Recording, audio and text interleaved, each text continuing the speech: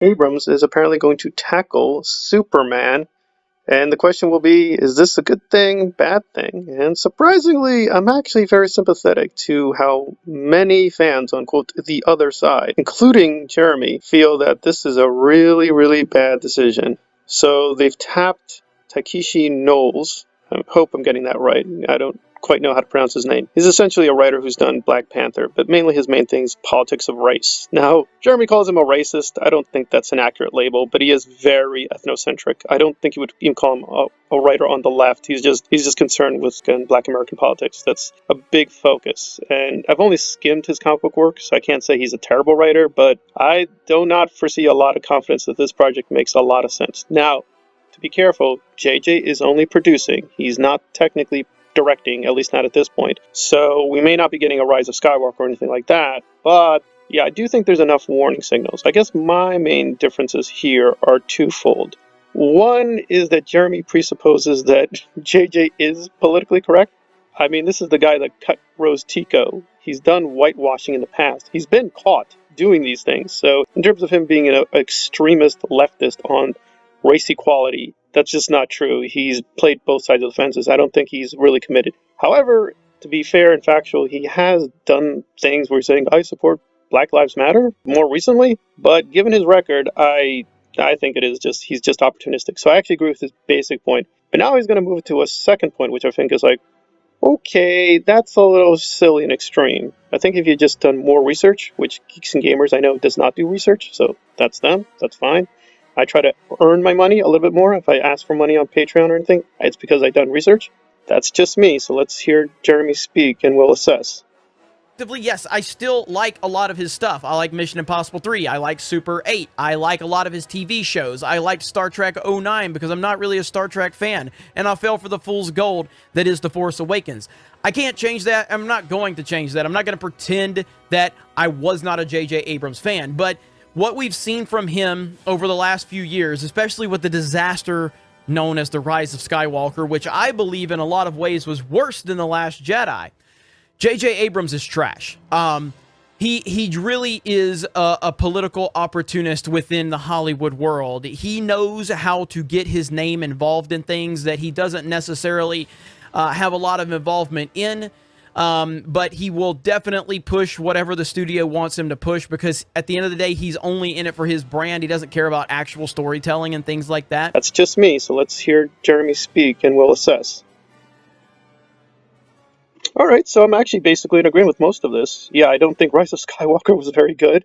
I think JJ's record, such as it is, has been very erratic at best, so even if you like his stuff, I wouldn't say it's a sharp decline. I still think Bad Robot does put out some good things. There's actually a movie of theirs I want to see beyond Super 8. I really want to catch up with Super 8 and a few other JJ projects, so I don't think he's hopeless. I mean, he's done Felicity, which I think was incredible. I'll admit, I'm totally in love with Kerry Russell, so I'm extremely biased with Felicity, but I do recognize Felicity was better or worse. The final season was a little disappointing, but still had good stuff, so I think overall his record is mixed, but yeah, definitely lately, Bad Robot is on a streak. But let me fill in some gaps and give some things to Jeremy. Apparently he's unaware that they fired a black Jewish writer. Yes, a mixed race, mixed religious writer from, quote, Bad Robot. Technically this is more Alex Kurtzman's problem, but Alex is basically a JJ guy. So by proxy, as well as collectively, JJ has a really poor record on this whole diversity issue. Insofar as he himself thinks this is an issue, he's been very poor. But now we're going to move into this other area where I think, again, Jeremy can't help but take it too far. And you're like, okay, I was with you most of the way with some qualifications, but it's unbelievable. But this is where we are. If we were in the 90s or the 80s, Henry Cavill would be the biggest star in the world. But you know what his biggest problem is? He represents white toxic masculinity. That's the biggest problem Henry Cavill has. It's his identity. And we know that identity politics is the name of the game in Hollywood. And I know people have said, oh, Jeremy, I can't believe you think that they're eventually going to have Superman be a woman or Batman be a woman. I can't believe you would think that. That sounds crazy. I agree. It is crazy. And it's happening. All you need to do is turn on the television, watch YouTube, and watch the discussions going on at the government level right now.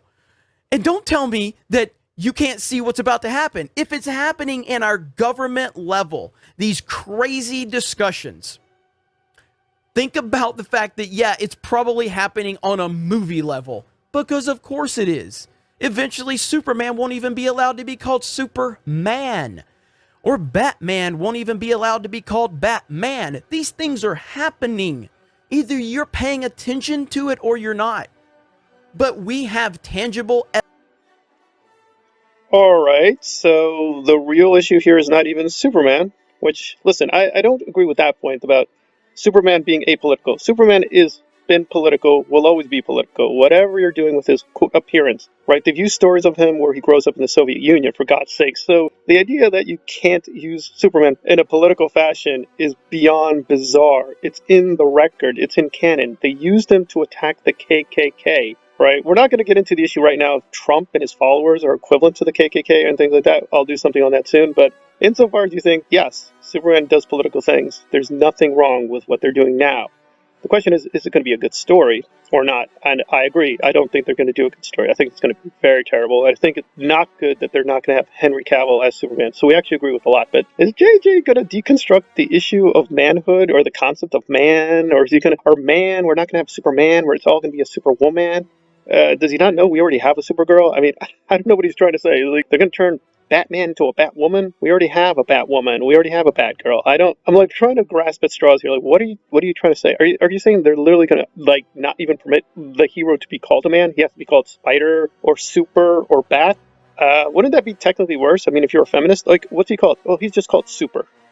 Really? The man literally embodies the super. So I don't know. Is he thinking they're going to make him a homosexual, or I don't know? That seems a little strange. We haven't heard anything on that, so I think we want to be careful there. We haven't heard that much in terms of the actual script, so we have to be careful. But yeah, I don't have a lot of confidence. But I would say the apolitical angle, that's not going to work. That doesn't make sense with Superman. I think you're better off saying JJ has done a lot of poor storytelling more recently, and I foresee this will be also more poor storytelling, so I'm very skeptical as to where they're going to move. And I think they should have kept Henry Cavill. I think he's been very dedicated. I think he's proven himself. I think he deserves at least a farewell movie. Yeah, maybe a small budget, that's fine, but they should have given him one last project. I'm sure this will be transition. Maybe he'll appear and give the mantle over to somebody like Michael Jordan. I have complete confidence Michael Jordan will give us a great performance, but listen, there have been great performances of Superman. I'm one of the few people that thinks the Bryan Singer version actually is pretty good. It has a lot of great little homage and Easter eggs to the original comic book and to the past films, and I really like the Superman they use there, so I'm pretty confident that whoever they pick as Superman will be good, but the script could be like a Superman 4, which I enjoy, but was a real mess.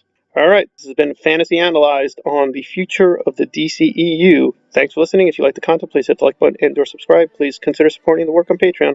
Yeah, not a lot of confidence here, but we'll see.